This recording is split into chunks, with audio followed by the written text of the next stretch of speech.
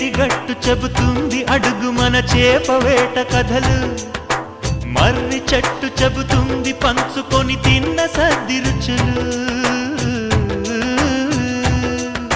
చెరుకు తోట చెబుతుంది అడుగు ఆనాటి చిలిపి పనులు, టెంట్ హాల్ చెబుతుంది ఎన్టీఆర్ స్టంట్ బొమ్మ కథలు, పరుగెడుతూ పడిపోతూ ఆ నూతుల్లో ఈత కొడుతూ ఎన్నేళ్ళో గడిచాయి ఆ గురుతులనే విడిచాయి.